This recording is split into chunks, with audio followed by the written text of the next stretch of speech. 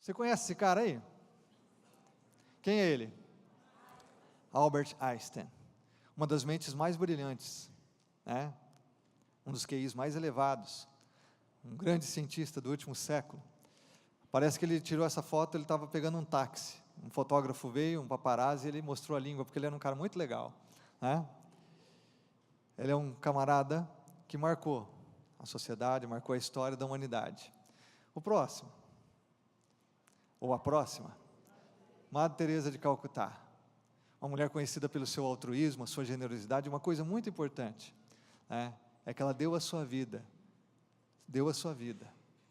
toda a sua vida, para servir aqueles que muitas pessoas, ou a maioria das pessoas, não querem servir. Conta-se a história de que ela estava lavando as chagas de leprosos ali em Calcutá, uma cidade pobre e miserável da Índia, e um jornalista que estava fazendo uma reportagem sobre o trabalho dela disse assim: eu não faria isso nem por $1 milhão. E ela disse: eu também não, porque ela fazia por amor, ela não fazia por dinheiro. Você conhece esse cara? Elvis Presley. Eu escolhi a imagem dele porque a galera disse que esse cara não morreu. Elvis não morreu. E é interessante que nós vivemos numa sociedade que diz que Deus está morto, mas que Elvis não morreu, né? Nietzsche disse que Deus está morto.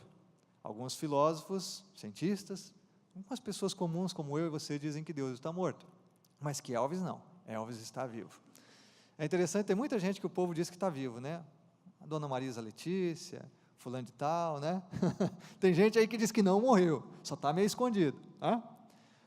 O que é interessante também sobre a vida dele é que ele é um camarada que teve a oportunidade de conhecer Jesus. Deus deu talento incrível para ele, mas ele foi viver o talento, ao invés de viver para aquele que é o doador do talento.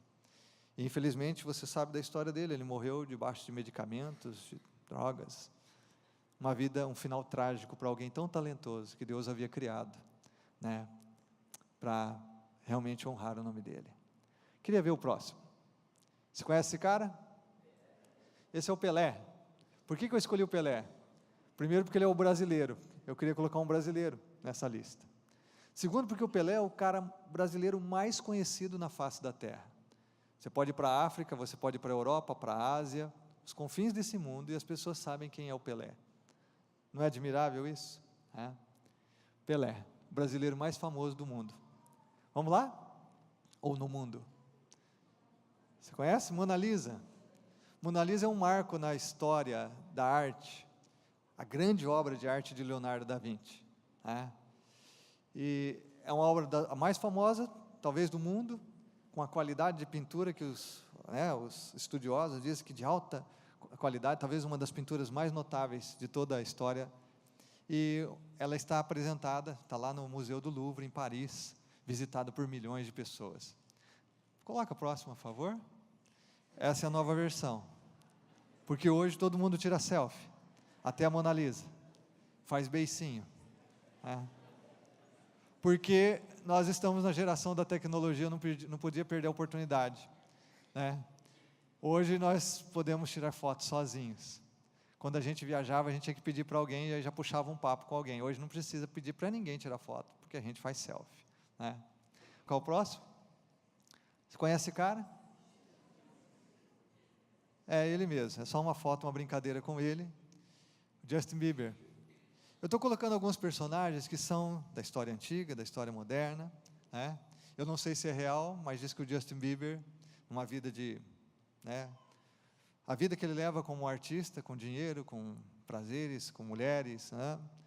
É uma vida que ele está insatisfeito, está decepcionado, está frustrado, está vazio, e alguns têm dito que ele tem aberto o coração para o amor de Jesus. Eu não sei se é real, se é verdade, se é marketing, mas parece que ele tem realmente parado um pouco a carreira para pensar em sentido e propósito da vida dele, porque dinheiro, prazer, sexo, isso tudo não é tudo, na verdade.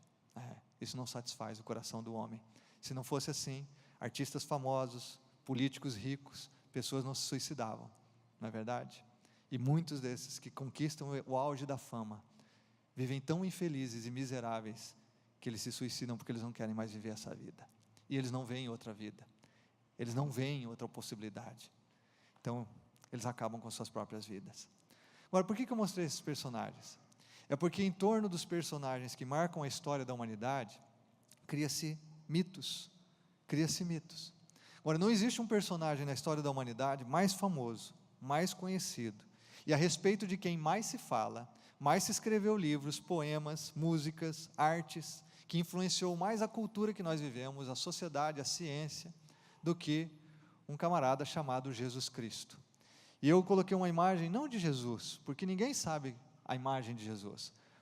Eu coloquei só uma coroa de espinhos, para lembrar que a coroa de espinhos e a cruz são realmente os símbolos de quem Jesus é. Deus não deixou nenhuma imagem de Jesus Cristo para que a gente não cultuasse uma imagem, para que a gente não adorasse uma imagem, por isso que ninguém sabe. Aquele Jesus loiro de olho azul não existe, é coisa de Hollywood, né? Provavelmente Jesus não foi loiro de olho azul, nem barbudo, parecendo um modelo com um corpinho sarado, né?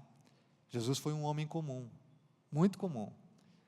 3 anos fazendo ministério público para que ele fosse entregue pelo seu traidor Judas. Judas teve que beijá-lo para que o pessoal reconhecesse Jesus no meio da galera, porque Jesus era um homem comum como eu e você. Agora, é muito interessante que a sociedade tente criar mecanismos para não reconhecer Jesus como Deus. Eu estava assistindo no final do ano passado um programa da TV Bandeirantes, Canal Livre, onde eles chamaram um filósofo brasileiro, o Mário Sérgio Cortella, que nasceu em Londrina, para ele falar sobre quem era Jesus. Quem é Jesus? Porque uma busca dos cientistas, dos estudiosos, antropólogos, né, sociólogos, historiadores, é tentar descobrir o Jesus histórico. Eles querem descobrir o Jesus que não aquele que ele diz que ele é, que se revelou na Bíblia, que se revelou na história, que dividiu a história da humanidade. Eles querem tentar descobrir um Jesus que não é o revelado, para que eles possam realmente retratar Jesus como alguém que não é Deus, que não tem poder para fazer aquilo que ele diz que tem poder, que não é quem ele diz ser. Agora observa a loucura. O Jesus que nós conhecemos revelado na Bíblia, teve seguidores ao longo de toda a história da humanidade que morreram por ele. Jesus é realmente um cara único, porque ele era 100% Deus e 100% homem. O nascimento de Jesus foi sobrenatural, a vida de Jesus foi sobrenatural, a morte de Jesus foi sobrenatural, a ressurreição de Jesus vencendo a morte, o inferno, deixando o túmulo vazio, sobrenatural, porque Jesus é mais do que um mero homem. Enquanto ele viveu entre os homens, ele viveu como um homem 100%, porque ele abriu mão da sua glória, mas Jesus é Deus. Agora as pessoas querem realmente criar de Jesus muitos mitos.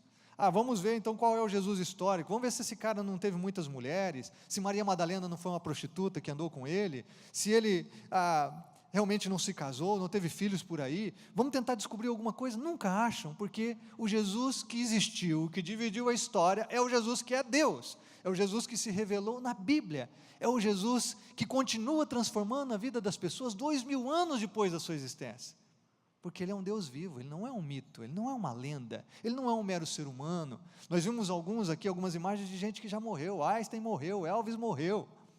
Jesus continua vivo, porque ele é Deus, ele é Deus. E aí eu queria convidar você, rapidamente, a ver comigo, quem é Jesus? Da forma que ele demonstrou, que ele se revelou.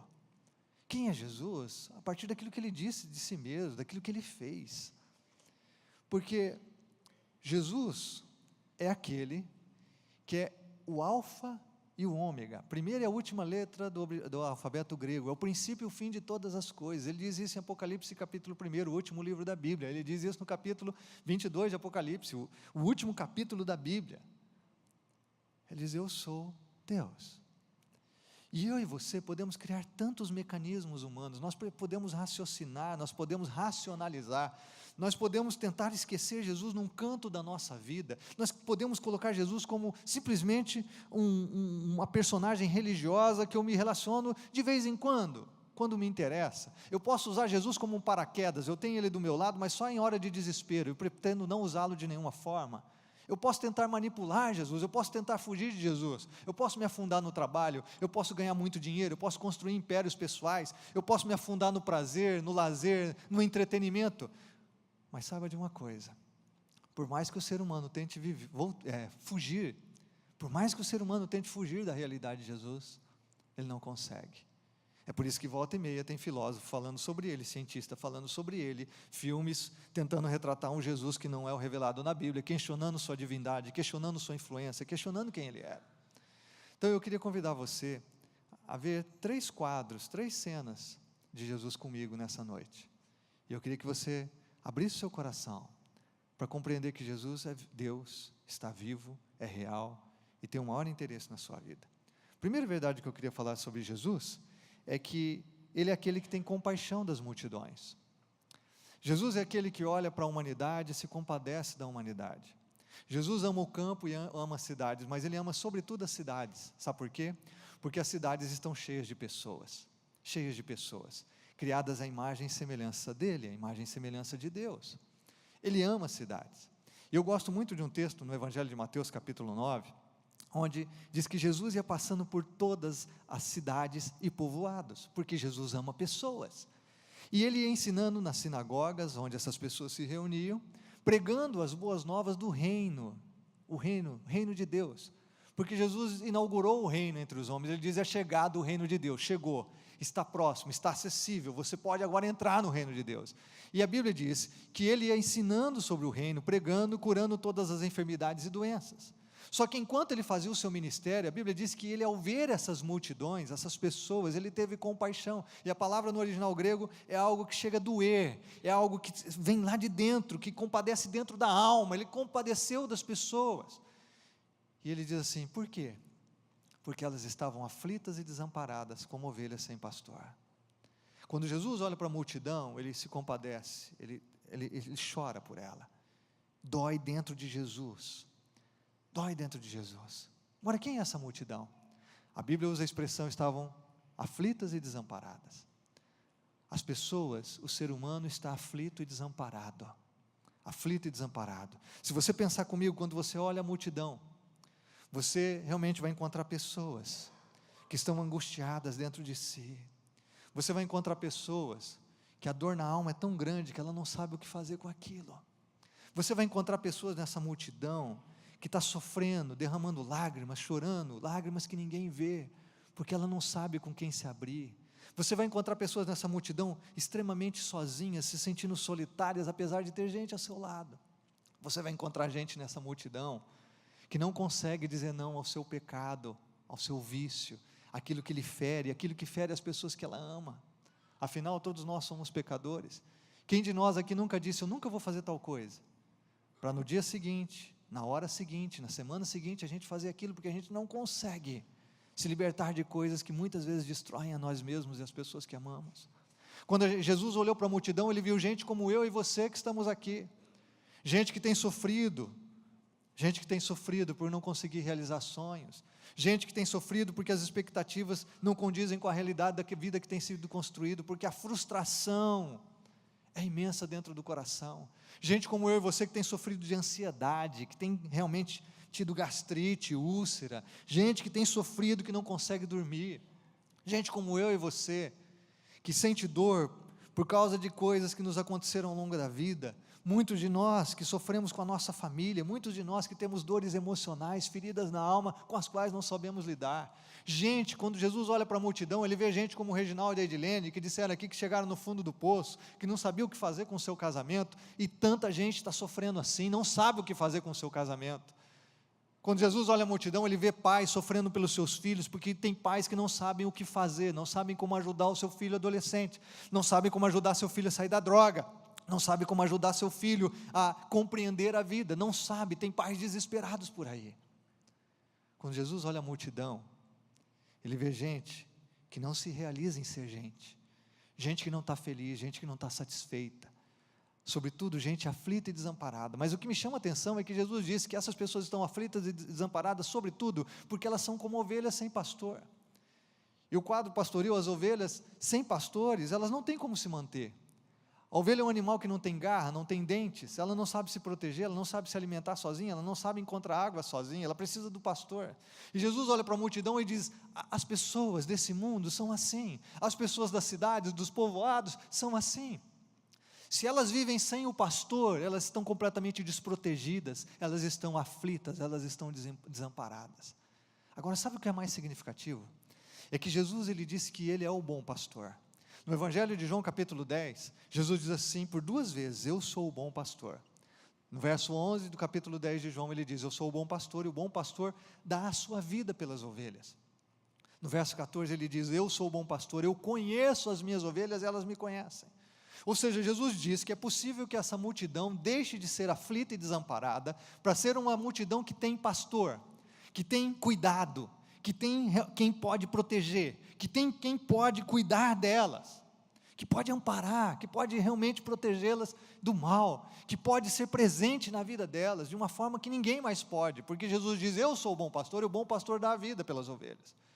Talvez você diga assim: puxa, Jesus se compadece da multidão, mas eu também me compadeço, eu também sofro. Nossa, eu me compadeço de crianças que estão com câncer, eu também me compadeço das pessoas que estão morrendo na Síria. Quando eu vejo uma reportagem sobre a pobreza e a miséria na África, eu também me compadeço. Mas observe o texto, Jesus não só se compadece, a Bíblia diz que ele estava ensinando sobre o reino de Deus, ele estava pregando sobre o reino de Deus. Existe um reino de Deus nessa terra, que faz diferença na vida das pessoas. A Bíblia diz que ele estava curando as pessoas de todas as enfermidades e doenças. A Bíblia diz aqui que Jesus, como pastor, deu a vida por elas, se entregou por elas. Jesus não é alguém que olha só você e diz assim: eu me compadeço de você, coitado de você, que pena que eu tenho. Não, Jesus olha para você e diz assim: eu me compadeço por você a ponto de morrer por você, de agir na sua vida, de oferecer o meu cuidado, de oferecer a minha proteção, de poder ser pastor da sua alma e do seu coração. Eu me compadeço de você, porque eu quero cuidar de você. Eu quero que você deixe de ser aflito e desamparado. Quero que você tenha realmente alguém que vai lutar por você, alguém que vai estar presente na sua vida, alguém que vai cuidar da sua dor, alguém que vai sustentar você na sua fraqueza, alguém que vai estar com você quando você se sentir desesperado, alguém que vai trazer esperança no seu coração num quadro de desesperança completo, alguém que vai trazer perspectiva diante de você quando você sabe que não tem mais nada que você pode fazer. Ele diz: eu dou a vida por você. E se você deixa eu ser seu pastor, você vai me conhecer e eu vou conhecer você, a gente vai andar junto, porque eu sou Deus, eu sou Deus. O segundo quadro que eu queria deixar com você aqui, e a segunda verdade, é que Jesus é aquele que valoriza e perdoa as pessoas. Ele valoriza e perdoa as pessoas. Não há ninguém como Jesus. Aos críticos de Jesus, os céticos a respeito de Jesus, mas você já parou para pensar que ninguém influenciou a humanidade como Cristo? Você já parou para pensar que mesmo nos anos que se seguiram à morte de Jesus, pessoas morreram afirmando que ele havia ressuscitado, e que ao longo de toda a história da humanidade, até hoje, pessoas morrem por amor a Jesus, que pessoas morrem porque encontraram nele a vida, que pessoas morrem porque encontraram nele valor para ser gente nesse mundo, pessoas morrem porque encontraram nele sentido e propósito para a sua existência, pessoas morrem por Jesus porque encontraram nele perdão para os seus pecados. E eu queria lembrar você uma história que está registrada no Evangelho de João, capítulo 8, é a história da mulher adúltera. Você já deve ter ouvido falar dessa história. Os religiosos, eles queriam testar Jesus, eles queriam pegar Jesus em algum erro da lei. Então eles levaram uma mulher que havia sido pega em adultério e trouxeram até Jesus, numa praça pública. E a Bíblia diz que eles chegaram para Jesus e disseram assim: olha, a lei de Moisés manda apedrejar uma pessoa adúltera, o que você vai fazer? E aí a Bíblia diz que Jesus ficava escrevendo na areia, a gente não sabe o que ele estava escrevendo, e ele não respondia nada, absolutamente nada. Aí a partir do verso 7, na história, você vê aí que, visto que eles continuavam a interrogar Jesus, a pressionar Jesus, algum deles se levantou e disse, aí Jesus, na verdade, se levantou e lhes disse: se alguém de vocês estiver sem pecado, seja o primeiro a tirar a pedra nela.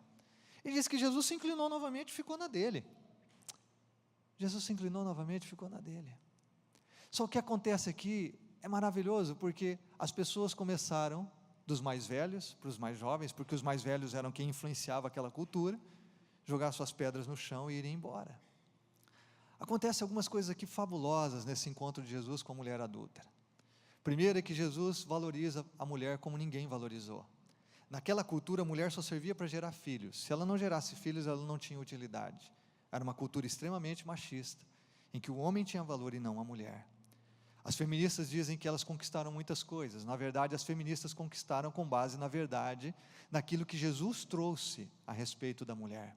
Porque Jesus sempre tratou a mulher com toda a dignidade, com todo o respeito, com todo o amor, e valorizou a mulher em pé de igualdade aos homens. Porque homens e mulheres são iguais diante de Deus. Essa mulher foi profundamente valorizada porque Jesus deu atenção total a ela. No final da história, essa mulher fica apenas com Jesus, e Jesus está ali com ela. E quando Jesus vira para ela e diz assim: mulher, cadê os teus acusadores? A mulher diz assim: ninguém ficou, Jesus. Ninguém te condenou? Jesus pergunta. Não, ninguém me condenou. E aí acontece algo aqui tremendo, porque Jesus, a Bíblia diz que ele não pecou em nenhum momento, ele era sem pecado. Ele era o único que podia pegar uma pedra e atirar na direção daquela mulher. Mas Jesus não faz isso, porque Jesus valoriza. E Jesus perdoa aquela mulher, ele diz: eu também não te condeno. Vai, não peques mais. Você já parou para pensar no que essas palavras significavam para essa mulher? Como ela foi valorizada como gente, como pessoa, que ela não foi. Porque os homens estavam dando um tratamento completamente injusto. Nenhuma mulher iria adulterar sozinha. Eles não trouxeram um homem, trouxeram só a mulher. Ela estava exposta, humilhada em praça pública. E Jesus a trata como gente, como pessoa. E Jesus valoriza com o valor que lhe era devido. E Jesus diz assim: eu também não te condeno. Ele que poderia condenar diz: eu também não te condeno. Isso significa: eu te perdoo. Eu te perdoo. Agora é interessante como Jesus respondeu a esses homens, porque Jesus fez com que eles olhassem para eles. Jesus não saiu em defesa e disse assim: peraí, vocês não vão atirar pedra nenhuma aqui, pode ficar quieto aí, galera, se vocês forem atirar pedra nela, vão atirar em mim primeiro. Não. Jesus, com a sabedoria que só um Deus poderia ter, sabedoria do alto, com serenidade, ele contorna a situação, ele só olha para a galera e diz assim: tudo bem, vocês querem atirar pedra? Se você não tiver pecado, manda ver. O que Jesus fez? Fez com que eles tirassem os olhos da mulher adúltera, porque a tendência humana é sempre olhar o pecado do outro, exagerar o pecado do outro e condenar o outro, e fez com que eles olhassem para eles mesmos. E quando eles olharam para eles mesmos, eles sabiam que eles não podiam atirar a pedra, porque eles eram tão pecadores como aquela mulher, ou talvez mais pecadores que elas. E aí, o desfecho dessa história, para essa mulher é maravilhoso, porque ela recebe uma nova vida. Porque Jesus diz assim: eu não te condeno, e agora vai, não peques mais. Vai, abandone a sua vida de pecado. O que é maravilhoso e curador aqui, sabe o que é? Que aquela mulher pôde ser quem ela era. Ela ficou sozinha com Jesus, Jesus sabia da vida dela, sabia que ela era uma adúltera, que ela era uma promíscua, que ela não valia nada aos olhos da sociedade, mas aos olhos dele ela valia.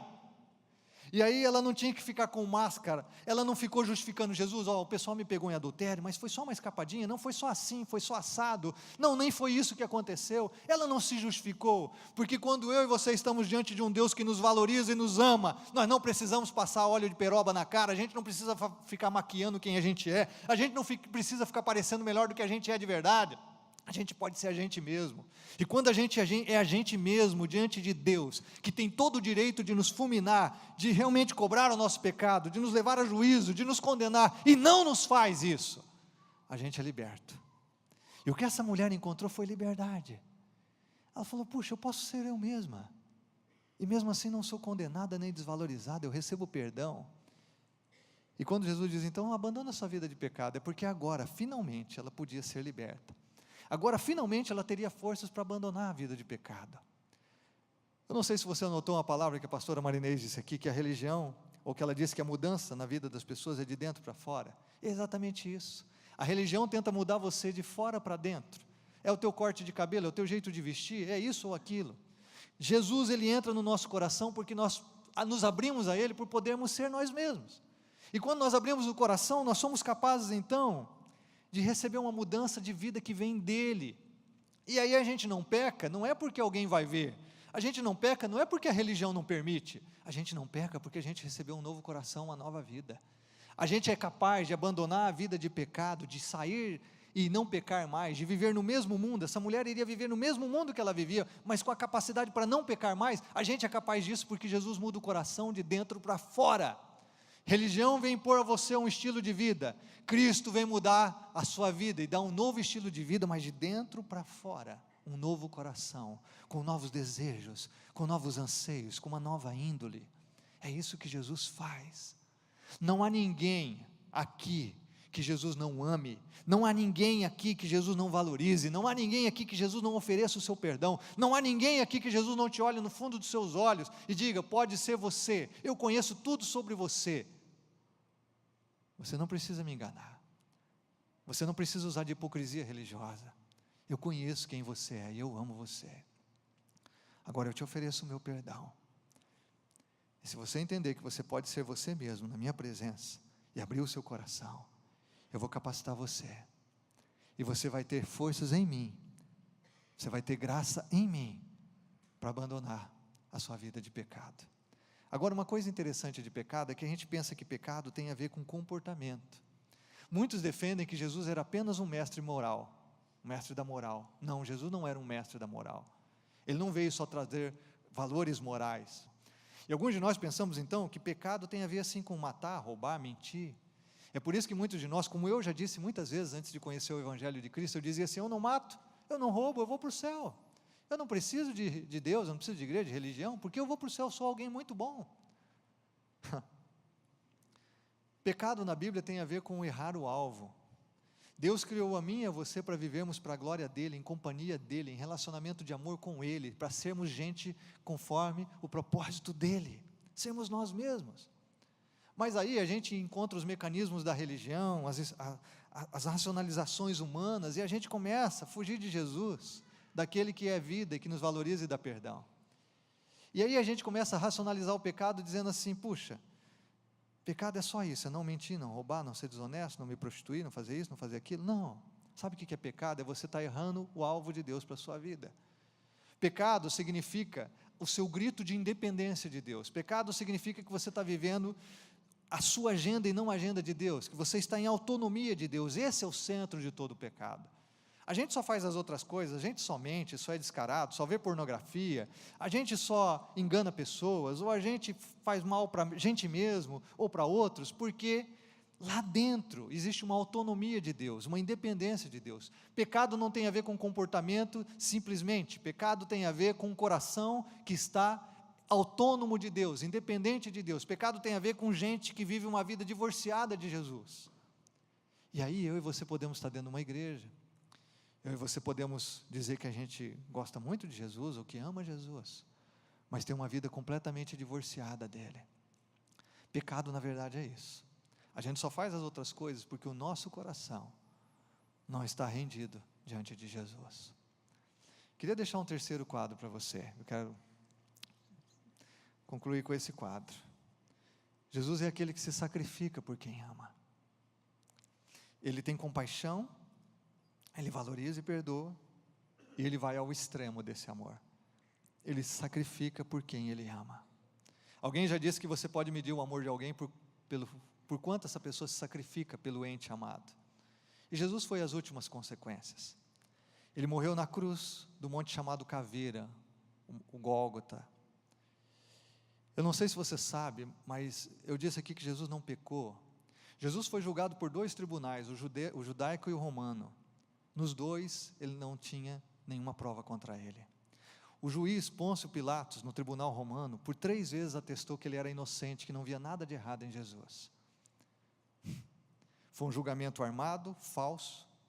Mesmo o juiz dizendo: eu não vejo nada nesse homem, ele foi condenado à morte. E a pena capital mais cruel que existia dentro do Império Romano, que era a crucificação. Na crucificação, as pessoas morrem por asfixia. A pessoa está crucificada, enquanto ela tem força muscular nas pernas, e aqui, nas costas e também no seu ventre, enquanto ela tem força muscular, ela respira.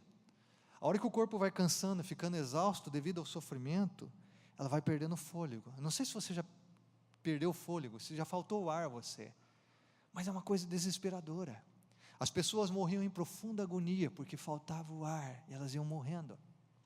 Se elas demoravam muito, os soldados romanos, que eram muito cruéis e violentos, eles quebravam a perna das pessoas para que ela não tivesse mais como se sustentar, e aí ela iria morrer mesmo. Com Jesus não foi diferente, mas com Jesus eles queriam fazer um espetáculo, e eles colocaram coisas mais cruéis. Eles colocaram coroa de espinhos, que pegavam aqui, a fronte, com uma dor terrível na sua cabeça. Eles açoitaram Jesus de uma forma violenta, e realmente eram bolas de aço com ossos que dilaceravam a carne. Eles fizeram de Jesus um espetáculo. Eu queria lembrar com você o que aconteceu lá conforme o Evangelho de Lucas. Lucas capítulo 23 diz que quando eles chegaram lá no monte chamado Caveira e crucificaram Jesus, o fizeram com 2 criminosos, um à sua direita e um à esquerda, porque consideraram Jesus o justo, o santo, sem nenhuma culpa, um criminoso. O que acontece aqui é tremendo, porque Jesus está crucificado e diz: Pai, perdoa essa galera, perdoa o pessoal, porque eles não sabem o que eles estão fazendo, perdoa. Eu queria que você entendesse que Jesus teve um caráter extraordinário, um comportamento único. Jesus é modelo de ser humano, e isso mostra mais uma vez a divindade de Cristo. Ele cumpriu as profecias que ele mesmo proferiu têm se cumprido. Jesus é Deus, e como Deus, ele deixou a sua glória, e agora ele está crucificado, dando a vida dele. Por quê? Por quê? E ele ora. Agora, não bastasse isso, a galera divide as roupas dele, que era uma forma de humilhar ainda mais, publicamente, e diz que o povo e as autoridades o ridicularizavam, dizendo: você salvou os outros, agora salva você, salva a si mesmo. Você não é o ungido de Deus, você não é o Messias, você não diz que é filho de Deus. Agora, puxa, Jesus é Deus, ele podia dar uma piscadinha assim, mandar todo mundo para os ares, mas ele escolhe morrer. E aí o interessante no segmento do texto, é que diz que quando era meio-dia, as trevas cobriram toda a terra, por 3 horas, porque a morte de Jesus também foi sobrenatural. O sol deixou de brilhar, o véu do templo, do santuário, foi rasgado de alto a baixo, e aí a Bíblia diz aqui que Jesus finalmente bradou, por volta das 3 horas da tarde, em alta voz: Pai, nas tuas mãos eu entrego o meu espírito, e tendo dito isso, expirou. Ninguém tirou a vida de Jesus, ele não morreu por causa dos soldados romanos, nem pela crueldade das autoridades judaicas, ele morreu porque ele quis. A Bíblia diz que ele entregou a vida. Jesus já havia dito no Evangelho: ninguém tira a minha vida de mim, eu a dou voluntariamente. A Bíblia diz em Romanos 3:23 que todos pecaram e destituídos, separados estão da glória de Deus. Todos nós nascemos com o coração inclinado para o mal. Por isso você vê as criancinhas desde a mais tenra idade, são egoístas, são orgulhosas, elas acabam mentindo, por mais lindinhas que elas sejam, porque dentro de cada ser humano existe uma inclinação para o mal, para vivermos vidas em autonomia de Deus, independentes de Deus. Então Jesus teve que vir e pagar o preço da nossa redenção, do nosso pecado. Eu disse domingo passado aqui, que muitas vezes, eu dizia: Cordeiro de Deus, que tira o pecado do mundo, tende piedade de nós. Cordeiro de Deus que tira o pecado do mundo, dai-nos a paz. Mas eu nunca entendia isso. O que significa Cordeiro de Deus? O que significa isso que eu repetia com tanta frequência quando eu ia à missa? Somente quando me apresentaram o Evangelho e a Bíblia, é que eu fui entender que no Velho Testamento, um pecador, para se aproximar de um Deus santo, precisava ter um sacrifício, deveria ter derramamento de sangue. Então a pessoa chegava com um cordeirinho, colocava a mão na cabeça do cordeiro, confessava o seu pecado, entregava ao sacerdote, o sacerdote matava aquele animal, vertia o seu sangue no altar, e aí aquela pessoa era perdoada do seu pecado e podia se relacionar com Deus e voltar para casa perdoada. Quando Jesus é visto como Cordeiro de Deus, João Batista declarou isso no Evangelho de João, capítulo 1, verso 29, eis o Cordeiro de Deus que tira o pecado do mundo, é porque Jesus é esse Cordeiro, que representa o próprio Deus, que era o próprio Deus, que veio morrer no nosso lugar para pagar o preço do nosso pecado, para que eu e você não precisássemos mais oferecer cordeiros, nem morrer por conta do nosso próprio pecado, porque a Bíblia diz que o salário do pecado é a morte, e sim, para que eu e você, através da fé em Cristo, no sacrifício dele na cruz, de que ele morreu por mim, quando eu creio nisso, eu recebo o perdão do meu pecado, e agora eu sou reconciliado com Deus o Pai, agora eu posso experimentar de Deus de verdade, agora ele pode ser presente na minha vida, É por isso que eu queria muito que você entendesse aqui nessa noite, Jesus não é um quadro na parede, não é um crucifixo que você pendura no pescoço, Jesus não é alguém que você pede socorro no momento de necessidade, Jesus é Deus, é um Deus pessoal, é um Deus vivo, é um Deus presente, é alguém que caminha com a gente em cada etapa da nossa vida, é alguém que realmente compreende a nossa dor, a nossa angústia, a nossa ansiedade, a nossa miséria, é alguém que tem conforto, que tem compaixão, é alguém que trata os nossos pecados, que não faz vista grossa com aquilo que nos destrói, com aquilo que nos afasta dele, com aquilo que a gente fere as pessoas. Não, ele não faz, mas ele vem cobrir com o seu sangue, ele vem oferecer perdão, ele estende a mão para a gente que está caído. Ele é Deus real e verdadeiro. É por isso que ele é digno de toda adoração, porque ele é Deus. Jesus é tão real quanto qualquer outra coisa que você possa dizer que é real. E eu vou dizer para você que Jesus é mais real do que tudo que eu e você podemos apalpar, podemos dizer, porque a Bíblia diz claramente que tudo que foi feito nesse mundo, tudo que existe foi feito por Ele, e nada do que existe foi feito sem Ele. Ele é a palavra da criação. Jesus é aquele que se sacrifica por quem ama. Ele morreu a minha morte, para que eu pudesse viver a sua vida, e para que a gente pudesse viver.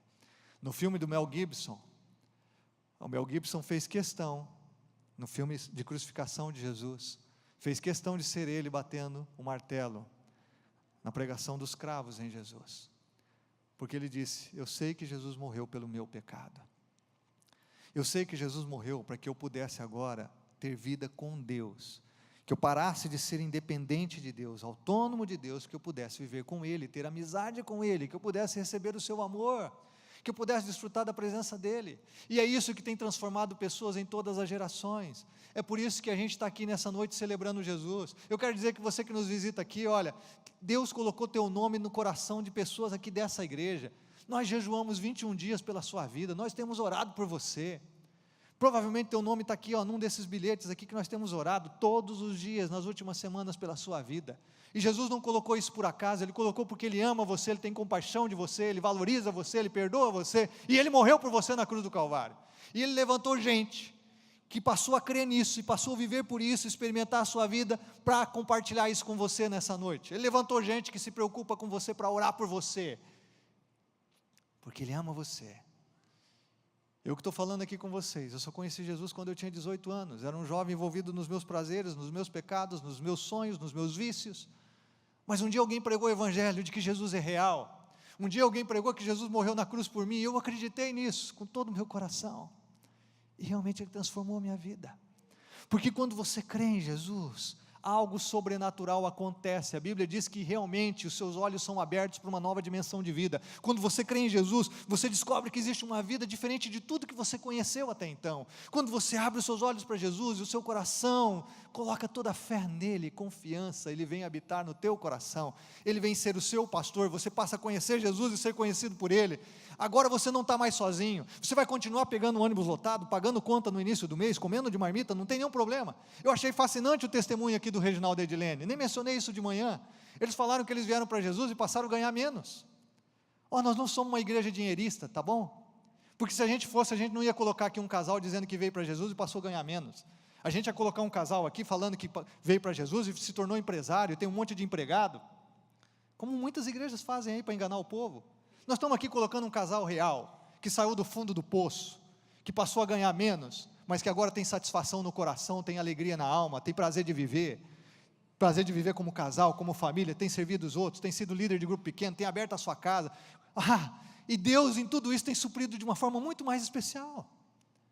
Ninguém está maquiando nada aqui com você, nós não estamos aqui brincando de igreja, o testemunho aqui é real, isso aqui é gente real, a gente é gente real, gente que tem dor, gente que tem angústia, gente que tem ansiedade, gente que tem problema, gente que sofre, mas gente que encontrou sentido e propósito para a vida em Jesus, que é Deus, e que desfruta da presença dEle, que vai nos transformando cada dia.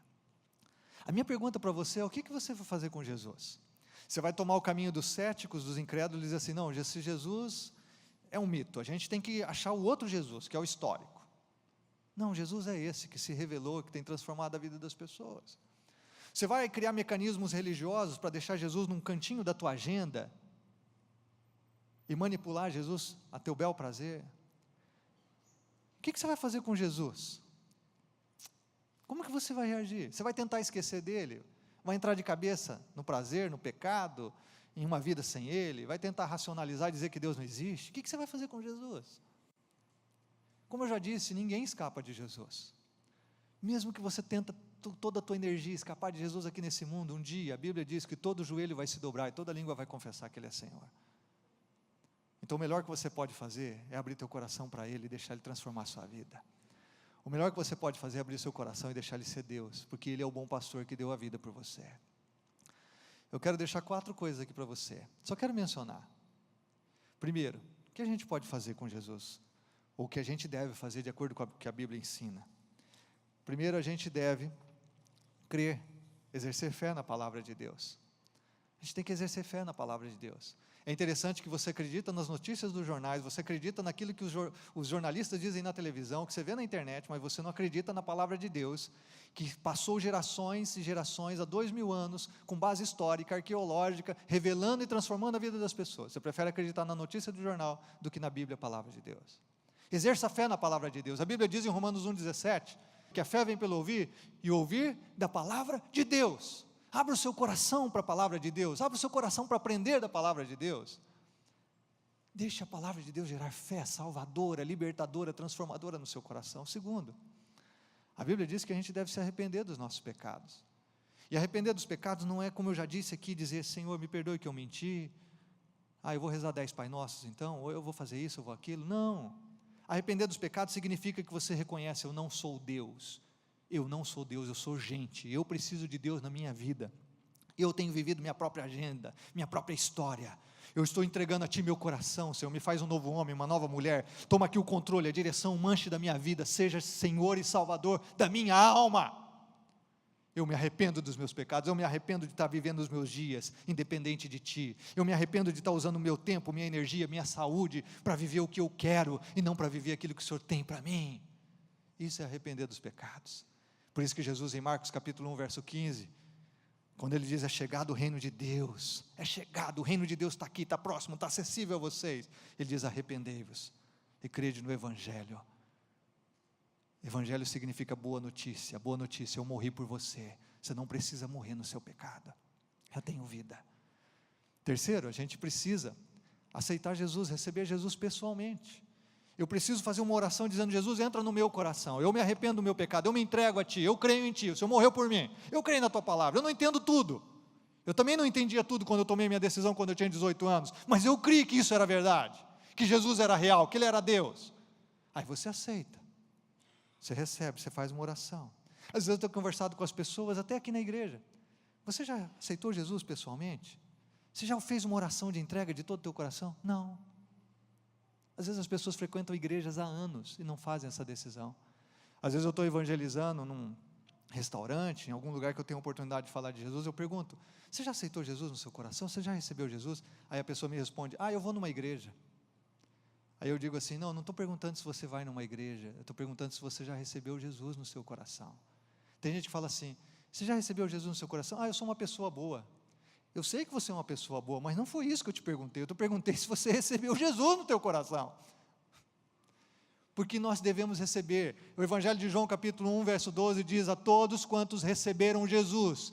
Jesus então deu o poder de se tornarem filhos de Deus, aqueles que creem no seu nome. A gente só se torna filho e filha de Deus quando a gente passa pela cruz. Quando a gente recebe Jesus no nosso coração, a gente recebe o poder de ser feito filho de Deus. Nosso nome passa a ser escrito no livro da vida. Agora a gente tem um Pai, o Pai Celestial, Ele é o nosso Deus, a gente pode dizer Abba Pai, a gente pode desfrutar de comunhão com Ele.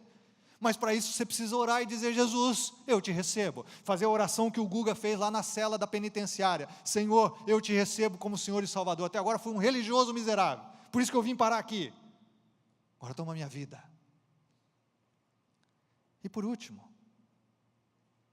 não podia ser diferente, é seguir Jesus por toda a caminhada. Porque alguém que tem compaixão de mim, que age na minha vida, que me valoriza, que me perdoa, que morreu por mim na cruz, eu não quero ficar longe dele nem um dia da minha vida. Porque Jesus nos convida a um relacionamento, Ele não convida a religião, Ele convida você para andar com Ele, que é manso e humilde de coração, e você vai achar descanso para a tua alma. Jesus convida você para vir a Ele, e aí seguir a vida com Ele. Porque depois que a gente conhece Jesus, Não tem como a gente seguir a vida sem Ele. Jesus te chama para um caminho de discipulado. Jesus te chama para caminhar com Ele de coração. Caminhar com Ele por toda a tua vida. E isso é o projeto de vida mais empolgante, fascinante, maravilhoso que você pode se envolver. Eu tomei essa decisão 29 anos atrás. Nunca me arrependi nenhum dia. Eu quero andar com Jesus até o fim dos meus dias nesse mundo, até a eternidade, porque não há nada nem ninguém como Ele. Como Ele.